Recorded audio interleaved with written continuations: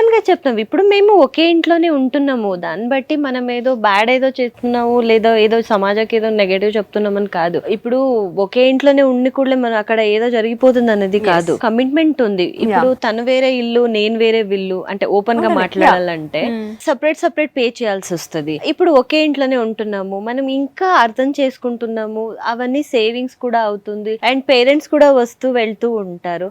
And mainly అప్పటి వరకు నేను ఒకేదానే ఉన్నాను. అట్లీస్ట్ ఇప్పుడు వచ్చిన తర్వాత తనతో ఉండాలనిపిస్తుంది కదా. So my intention is because Keerthi after engagement she is my responsibility.